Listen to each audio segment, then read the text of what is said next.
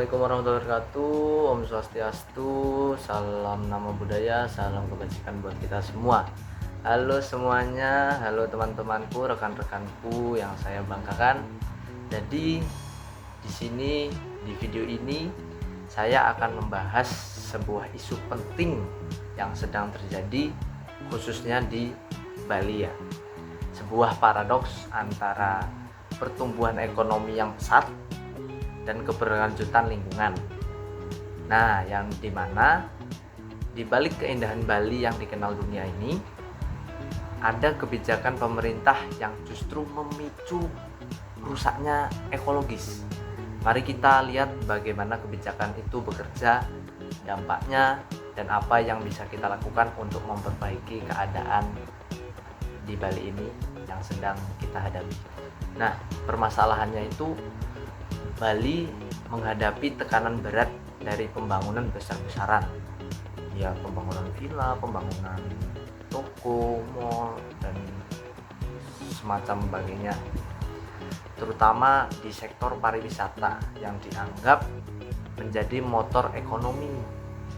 Namun, kebijakan pemerintah seringkali tidak mempertimbangkan daya dukung lingkungan, alih fungsi lahan, pencemaran sungai, hingga rencana reklamasi Teluk Benua menjadi contoh nyata bagaimana pembangunan yang tidak terkontrol menimbulkan kerusakan ekologis yang serius. Di alih fungsi lahan, banyak sawah-sawah itu dibangunin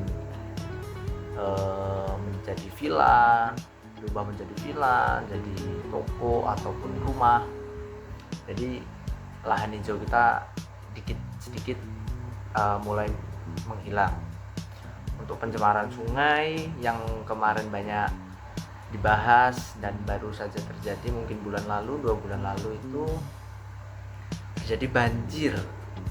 Nah, di situ ditemukan banyak sampah di sungai, di selokan yang berserakan. Jadi banyak orang yang membuang sampah sembarangan, contohnya ke sungai. Itu yang menyebabkan banjir.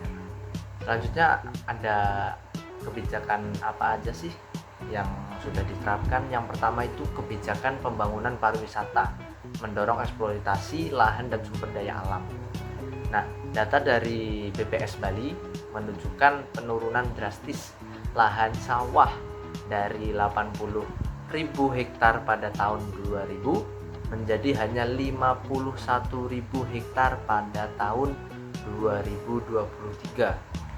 Di sisi lain, limbah hotel dan restoran mencemari sungai-sungai besar seperti Tukat Ayung dan Tukat Mati.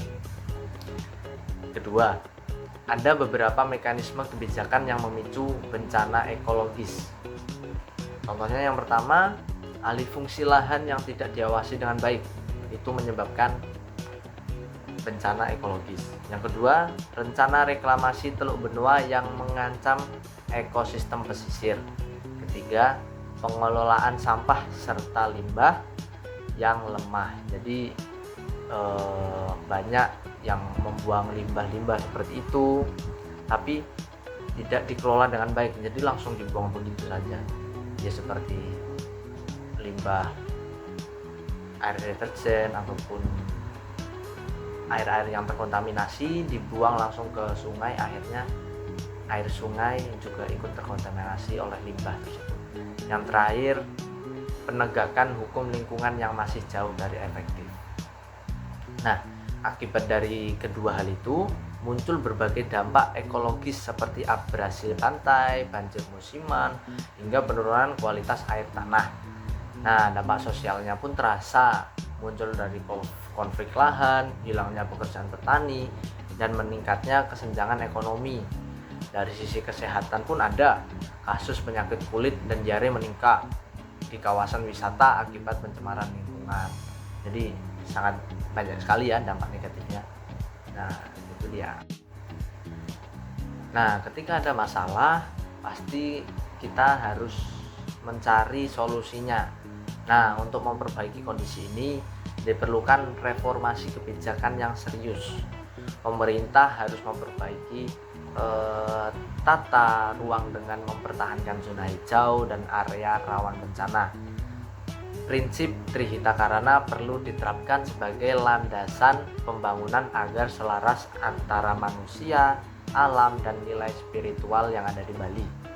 Selain itu, penegakan hukum lingkungan harus diperkuat, terutama terkait izin usaha yang sering disalahgunakan. Bali juga perlu mengembangkan pariwisata hijau atau ekoturism agar ekonomi tetap berjalan dan tidak merusak alam.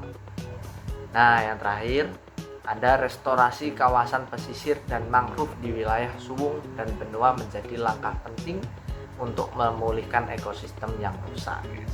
Nah, kerusakan lingkungan di Bali bukanlah bencana alami, melainkan konsekuensi dari kebijakan yang lebih mengedepankan ekonomi daripada ekologis.